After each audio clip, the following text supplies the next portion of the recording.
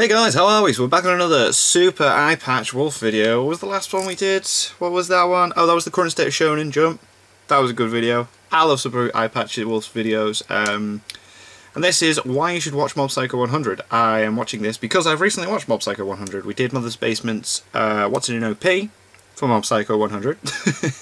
And so now I figured, let's get Super Eyepatch Wolf's view on the anime. Because they're always very good, always very informative, and I tend to learn a lot, and I want to see why Super Eyepatch Wolf would recommend this, and then I'll probably agree with everything he has to say. May not. Let's just get into this. Why you should watch Mob Psycho 100. I find working my way through a new season of anime a little exhausting at times. It's not like I don't enjoy having so many new and potentially great shows to check out, but it usually takes me a few episodes before I really know how I feel about the show. And wading through the Keijos and Bloodivores of this world can get a little tiring, to say the least. But then sometimes you come across a show that makes sailing the ocean of mediocrity so worthwhile. A show so fresh and interesting that it completely revitalizes your interest in contemporary anime. And for me, the most recent example of this is Mob Psycho 100. Animated by Studio Bones and the second adaptation of One Punch Man author One, Mob Psycho tells the tale why I was intrigued by it. A young boy born with insanely powerful psychic abilities. But rather than use his abilities to his advantage, Mob just wants to get in shape and lead a normal teenage life. He does as well. But, of course, is constantly tangled up in sinister cults, evil psychic rivals, and shadowy organizations hell-bent on world domination. It's brilliant. But we have seen something pretty similar to this in last year's One Punch Man. They both have an insanely overpowered main character, an extremely likable secondary character, and both have an offbeat comedic tone. So that being the case, what is it about Mob Psycho that makes it so worthwhile? Especially given that One Punch Man already exists and it's fantastic. Well friends, you've probably guessed by now, but that is exactly what we're here to discuss. So let's join up with the Body Improvement Club, bring our emotions to 100% as we talk about why you should watch Mob Psycho 100. One of the central themes of Mob Psycho is the idea of talent, or being considered an elite. And through the show's many characters, we see different ideas of what that actually means. Mob, for example, while having the potential psychic force of several nuclear weapons, doesn't really consider his power a useful skill in modern because it doesn't society. fit in with people, instead, he's not popular. Focuses his time on trying to become a more popular, well-rounded person, which ties into a major underlying theme of the show, that self-improvement is more important than natural talent. And each antagonist that appears throughout the 12 episodes is in some way grappling with this idea of elitism through God-given ability or status. Take Hanazawa, for example. He's the first other psychic encountered by Mob and is nearly his total inverse. He uses his ability at every given opportunity in order to get ahead in life, and it's led to him being feared, popular, and desired. But despite all this, deep down he suffers from the same fears as Mob, and that is that without his powers he's nothing but an average, boring person. Mob's drive towards self-improvement is the major way the show establishes him as a likable and endearing character. While he basically has the psychic potential to become God, he himself feels that this would be the easy way out. A false pretense that would elevate him in the eyes of others, but not count for any actual development on his part. Which actually kind of runs parallel to Saitama from One Punch Man. And for the first episode or two, similarities between the two seem pretty rampant. After all, they both have the same gormless expression, both have insanely powerful abilities, and both have a relatively simple outlook on life. But to me, the far more interesting conversation here isn't how the two are similar, but how they're different. I talked a lot in my One Punch Man video about how one of Saitama's greatest strengths was his mental fortitude. His ability to withstand large amounts of negativity. People telling him to stop, and he's just like, whatever. And it's this key area where the two characters begin to differ. In fact, One even spoke about this in one of his interviews, saying that when writing Mob, he decided to write the character as emotionally weak and delicate in order to differentiate the two. The way this actually translates into the show is pretty clever. From a young age, Mob learned how dangerous his psychic abilities are, especially whenever his emotions go out of control. I guess they were in order to negate this, Mob has had to keep his emotions shackled. He doesn't really find humour in things and often misses out on common social cues. And this causes him to view the world with a simple innocence that honestly just makes him endearing as hell. The show pushes the concept further with a fun little plot mechanic. As Mob takes little pieces of emotional damage, we get a percentage mark. The more emotions that begin to bubble up inside him, the higher the percentage goes, maxing out at 100. Bam. Which usually, but not always, results in Mob letting his psychic abilities and emotions loose in one epic blast. Boom. It's a fun way to indicate how close we are to the next major plot points, but it's also a clever way to show us what Mob is feeling, or more accurately, how strongly he's feeling it. Yeah. Which is handy, seeing as his facial expression is neutral 95% of the time. Making Mob so emotionally weak and delicate not only differentiates him from Saitama, but from pretty much every other shonen protagonist in existence. Yeah. An indomitable spirit is basically a prerequisite for your average shonen hero. That's true, Even if they're initially weak or untalented, common practice states that the hero must be a pillar of inscrutable emotional strength and positivity, always saving the day with their inexhaustive drive to move forward. And Mob isn't like this. Not at all. At all, in No. fact. In the later half of the show, we see him dragged into situations where, despite his power, he's unwilling or unable to handle himself and must rely on the strength of others. He doesn't want to fight a woman which that may time, make him sound like a weak protagonist to some, but if anything, it only frees his character of so many of the conventions that tie down your typical shonen hero, and leads to some beautifully effective character moments in the final few episodes. About the only major character in the show not concerned with talent or being considered an elite seems to be the infinitely likeable Reagan. He's Mob's so boss good. at his after-school job I at love the him. Spirits and Such consultation office, which is amusing because despite claiming to be the greatest psychic of the modern era, he was born without any supernatural talent whatsoever.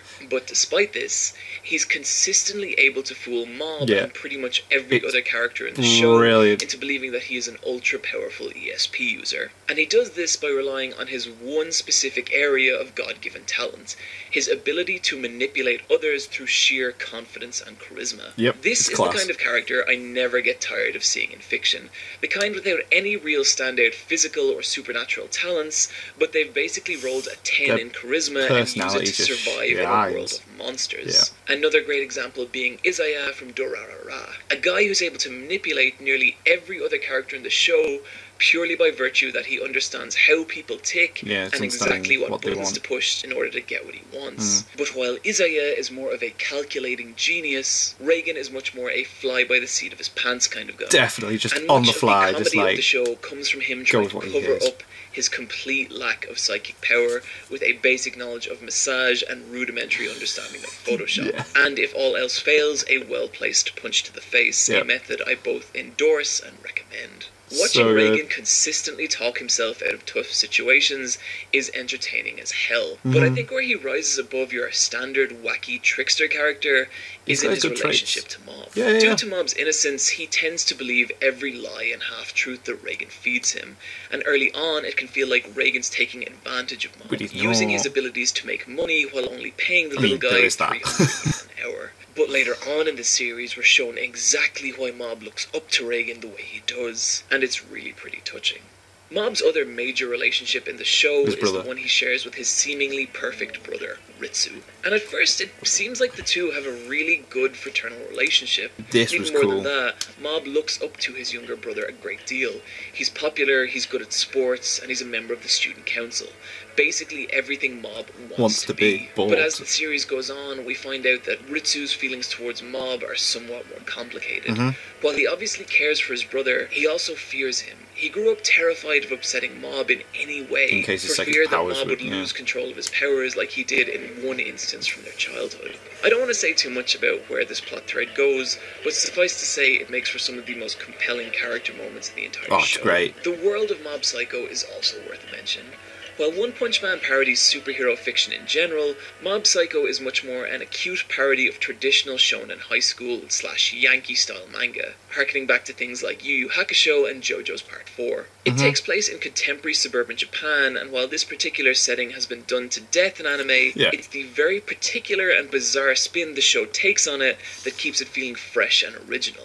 there's a constant stream of bizarre little people and subcultures for Mob to encounter. Like in episode 3 when he gets mixed up in the sinister and strange LOL cults. LOL, yeah, or in love 'em. episode 2 when we're introduced to Psychic the Club. awesome Body Improvement Oh, the Body Club. Improvement Club as well, There's yeah. actually a really surprisingly large cast for a 12-episode series, It is huge. but each new incidental character brings their own quirky and unique flavour. The Body Improvement Club, for example, while being a bunch of buff jocks, also seem really kind-hearted Yeah, and they are. averse to violence, happily accepting Mob into their ranks despite his diminutive stature, 'Cause and encouraging him on his ongoing struggle to get It's brilliant, it's like, come there's on, a lot of go little for it. characters like this. Dimple, Tome, Dimple. Tenga, none of them get an especially high amount of screen time, but everything we get from them lets us know Memorable. exactly who they are and precisely what's important to them. This all gives Mob's world a distinctly light and offbeat, but densely layered feel. It gives the sense that around every corner, some bizarre new little take on contemporary suburban life is waiting to be discovered. Yeah. It actually reminds me a lot of wonder the what's next. Earthbound/Mother video game series. I couldn't find any mention of it in interviews, but I wouldn't be surprised if one had taken influence from those games. Apart from both being coming-of-age stories featuring psychic powers, both have the same insane, twisted take on contemporary suburbia. And this goes a long way in elevating the environments of both series I don't know into these something games. beautifully distinct and memorable. Suffice to say, if you enjoy either of these series, then the other is highly likely okay. to appeal to you too. Fair enough. This same offbeat feel also resonates with a lot of the comedy, which is delivered with one's trademark use of misdirection and some really terrific editing. Yeah. And not only are the jokes good, but a lot of them give us a little more insight into Mob as a character, like right at the end of episode 2, where, for the entire episode, it's been heavily suggested that Mob's Join the going to Psychic join Club. the Telepathy Club, Brilliant. only to have him join the Body I love that. That was so instead. good. They're like, what? It's funny, but it also highlights Mob's desire to improve himself rather physically. than rely on his natural abilities. I think one of the main things that helps Mob Psycho's humour so much is the extreme amount of emphasis it places on visual comedy. Oh, which God, is yeah. cool because a lot of anime tends to focus on situational dialogue-driven humour instead, which is totally fine, but it does lead to a lot of comedy in anime looking nearly identical, with an overabundance of sweat drops and Yeah. whatever the hell you call this facial expression. When I say visual comedy, I mean the kind that originated with performers like Buster Keating or the Marx Brothers. Comedy delivered through actions and visuals with very little dialogue. I think The Simpsons at its strongest was exceptional for this kind of humour, but the 90s OVA series Golden Boy is also a total masterclass in it, being a total riot just due to how good a grasp the animators have of drawing humour. Right. And if you want to see the perfect example of this, just go watch the clip from episode 4. It destroys me every time. This same attention to detail is present in Mob Psycho. The visuals are pushed so far for comedic value that the show regularly cracks me up with barely a line of dialogue, such as any scene with Mob working out, Yeah. or Reagan pulling out one of his signature attacks. His signature attacks, This which style is of just comedy is turning into stupid. somewhat of a lost art in anime nowadays, and it's encouraging to see a high-production show like Mob Psycho lean so heavily into it. It's great. As for faults with the show, well, while Mob Psycho is at its heart a shonen parody, there's times when it can lean into it to the point that it starts to feel less like a parody and more like a regular old shonen. Yeah. Take the Hanazawa arc. But I for like it's example. cool. We eventually get to this Mob versus Hanazawa battle Oh in my which God. Hanazawa berates and pummels Mob for not letting his powers run wild. It's amazing. Demanding that Mob let loose and fight him full force. But Mob refuses, fearing that he may hurt Hanazawa. The battle has some great moments and does a good job of developing both characters, Yeah. but if you spent any amount of time watching shonen action series, you'll know exactly what's coming here. I could say the same for the setup of the final arc in the series. While it's certainly a good time, especially in its conclusion, it does feel like a very safe shonen-style arc, especially in comparison to the rest of the show. Now, it does definitely get there, especially in episodes 11 and 12, but there's an episode or two at the beginning where it feels like you've seen it all before. I would also literally kill for more scenes featuring Reagan, Yeah. but I also respect the restraint shown in using him, as it makes every scene he's in feel that much more special. Yeah, as soon as he's in, you're just like, yes, with this is that going out of to be the genius. way, I'd like to talk about the visuals of Mob Psycho 100. Okay. And I wanted to leave this part to last because, well, there's a lot to dig into here. I feel every year or so a show or movie comes out that looks distinctly un-anime. Something with a completely different visual style than the conventional perception of what anime is supposed to look like. And no matter how well made the series or the talent behind it, there will always be a select but very audible section of the audience screaming that it looks ugly or cheap. Yeah, of course, yeah, there will be. Inevitably, it's different. this has happened with Mob Psycho 100. Well, yeah, I believe that this kind of theory results from judging anime's visuals on a scale of 1 to 10. A 10 being the most typical anime-style visual, let's say something like sword art, and a 1 being the least. The further down the scale you go, the lower perceived quality of the visuals. I'm sure most people who care about anime to the point that they've made it this far into this video do not think like this. Nope. And I would bet anyone who does has not been watching anime for very long, nor has much experience with any kind of visual media.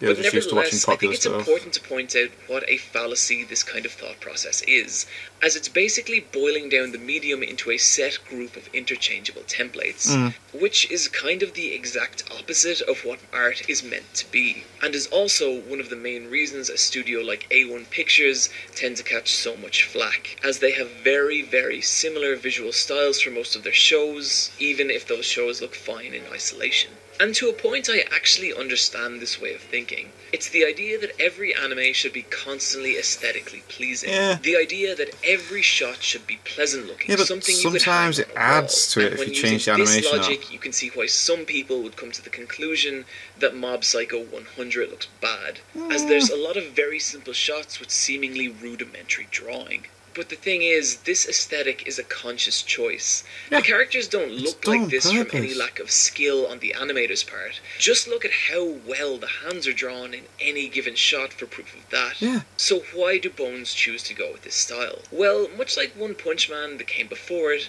Mob Psycho is an adaptation of the second of 3 webcomics from One. But unlike One Punch Man, which was One's webcomic redrawn by the brilliant Yusuke Murata, and then that redrawn manga adapted into anime by Madhouse, Mob Psycho is missing this middle redraw part, meaning that Bones were working straight from One's original webcomic, which looks like this. Admittedly, the webcomic is not something you would describe as especially aesthetically pleasing on first viewing. In fact, compared to other mangas, it's downright rudimentary. But I think in viewing it like this, you can miss what's so special about it. While the drawings are simple, One does have a talent for getting across the emotions of his characters. Everything is drawn with this kind of energetic expressiveness that brings his simple sketches to life. I can actually remember one of my old drawing teachers telling me that if you draw something with enough balls, people will believe it even if it's a shitty drawing. And looking at One's artwork, I totally get that from it. Yeah, he has a way of pushing the gesture and expression of his characters to compensate for any inherent lack of draftsmanship. And if you're finding it hard to see that from the on-screen visuals, then go read a few chapters of any of his webcomics and it should start to make a little more sense. And Bones recognizes this. Rather than adapting One's work into a more conventional anime look, they've instead developed the characters visually to the point where they can animate consistently while stopping short before they'd lose any of One's original charm or expressiveness. And I really have to give them a lot of credit on this. Definitely. It's such a smart, ballsy visual treatment of the source material, and everything from the energetic, expressive animation to the loosely drawn watercolor-style backgrounds suits the feel of the webcomic so well. But Bones didn't stop there. They've also found several highly creative ways to push the series to new visual extremes. Yeah, look at that, goddamn. One of which is through vibrant use of mixed media. Oil painting on glass, the colours and everything is so sketches, good. single level animation. The show constantly switches between different mediums in order to best convey the emotions of its characters. The more intense the emotion, the looser and more abstract the show becomes. It's used to great comedic effect with some highly rendered still shots, but the highlight has to be Mob's explosive 100% sequences. So good. In which the screen becomes awash with surging colours and energetic paint strokes. Not only does it look awesome, but it also creates this great contrast between the show's two distinct visual adds styles. to it, doesn't it? You One know being the simple how but powerful charming it is when that character art happens. of regular scenes, while the other being the intense chaos of the mixed media sections. And this duality in the visuals ties in well to the two sides of Mob. one being the simple child doing his best to keep his emotions under control, and the other being the powerful psychic force ready to let loose at any moment. Another advantage of having such simple character designs is its extremely low on line mileage, which means that each character can be drawn quickly and easily, and where this becomes an advantage is that the time saved on drawing characters can be used to pose them out in all manner of interesting ways, making for some great expressive animation, even in the very simple scenes. If the show had more complex character designs, this level of detail in the animation would simply not be feasible. Like, let's compare this with the animation from Irregular at Magic High School. Every character in that show has a considerably high amount of line mileage, as they're extremely detailed with intricately designed uniforms and hair. And while this makes them look cool, it would also make posing them a total nightmare, requiring a huge amount more work than just directly copying from the model sheets. Which means that most of the non-action shots of the show just involve characters standing straight as a board with very little expression or gesture. No bodily expressions at all, is there? This again leads back to the idea that if you were to take a still of both shows, it can certainly appear that something like Irregular has more visually going on, but seeing both shows in motion tells an entirely different story. Look at that. This is all without even touching what a treasure trove of Sakuga Mob Psycho is. Sakuga, if you're unaware, is a somewhat bastardized term meaning animation drawing, but has come to represent a particular kind of animation in anime. Generally cuts that would require a large amount of work or skill, and is often characterized by sections of fast-paced action, hand-animated backgrounds, or explosive FX work. But can also be much simpler and more subtle too. And I personally would add the caveat that it's any scene where the individual skills of an animator stand out more than the consistent style of a show. This has led to certain animators becoming well known for particular styles of scenes. For example, Toshifumi Akai is particularly good at drawing cute girls feeling strong but subtle emotion. Yo Yoshinori, among other things, is a master of large-scale destruction. But the animator I'd really like to talk about here is Mob Psycho 100's character designer and animation director on several episodes, Yoshimichi Kameda. And why is that? Kameda is a master of fast, kinetic fight scenes. His cuts capture so much of the brutal energy and excitement a good combat scene elicits. But what really sets him apart is his ability to capture the brutality of a fight when it has significant emotional weight behind it. One of his most famous scenes being the infamous Roy Mustang versus Envy fight in Metal Alchemist Brotherhood, in which Mustang, avenging a fallen friend, brutalizes the inhuman Chimera with searing flame magic. It's an encounter that's been building since early on in the show, and Kameda's disturbingly violent animation does so much to sell the seething hatred Mustang feels towards Envy, to the point that it's actually kind of tough to watch, even if Envy is a total asshole. Kameda's distinctly rough, hard-hitting animation style can be felt throughout Mob Psycho. And possibly one of the best examples of it is in episode 8, which was directed by Kameda, in this sequence where Mob is brutalized by a much older psychic. Beaten up. There's a distinctly unglamorous feel to the violence on display here. You really feel every hit. It feels more like a street fight than the typical highly choreographed martial arts fest that we see so often in anime, with Mob nearly entirely unable to defend himself against Koyama. It strikes a harsh contrast with virtually every other scene up until this point, and for the first time we see Mob well and truly harrowingly out of his depth, reminding us that despite his power, he's still just a kid. And the animation sells this feeling really 100%. Does you feel it's how a brutal much and pain he's scene, in, but does serve as the turning point in the story, as it's this fight and its outcome that forces Mob to start being proactive in narrative, and by extension to grow up a little. And it's the visuals on display here that communicate this so effectively, as well as making the scene so violently memorable. Brilliant. And to me, this is what I see as Mob Psycho 100's greatest strength. Its ability to look beyond the standard visual treatment of an anime, and to come up with solutions that are all at once beautiful, unexpected, and vastly different from anything else out right now. Whether it be Mob's hopeless expression as he tries to come to terms with the world around him, Reigen's consistently hilarious key poses, or any of the show's stunning Sakuga action sequences. Make no mistake, Mob Psycho 100 is a goddamn gorgeous show to behold. Generally in these videos I'll pick some underlying character trait or theme. The intro tune's amazing. And it's not like those aren't present in Mob Psycho, because they absolutely are. But it's really the visuals, I think, that deserve to be celebrated here, and how they work in tandem with the story to make it all feel so goddamn special, resulting in something equal parts exciting, hilarious, and touching. And a show that is hands down my favourite of the year. It's great. And this, my dear friends, is why you should watch Mob Psycho 100. Cool. Guys, that's going to do it for this video. Thanks again for joining me today, and again, I just want to say thank you for your patience in waiting for these videos. As per usual, you can find me on Twitter at Eyepatch Wolf, or come hang out with me in the Boss Rush over on the Let's Fight a Boss video podcast. I will, of course, be back soon with another video, but in the meantime, guys, as always, take care of yourselves, and I'll see you next time. Cool. Very good discussion on why you should watch what I nearly said One Punch Man. Mob 100. The animation really does stand out. I love it, and I like learning stuff like that where you find out certain animators that worked on other things are responsible for certain moments that really stood out as well. That's cool. That was awesome. So yeah, that's why you should watch Mob Psycho 100. If you haven't watched it already, check it out. It's on Crunchyroll. The OVA's on there as well. So yeah, thank you guys very much for watching. What do you guys think of that? What do you guys think of this? Click like, subscribe if you haven't already, leave comments down below, let me know what I should watch and discuss in future videos, and I'll see you guys, yes, all of you guys, next time.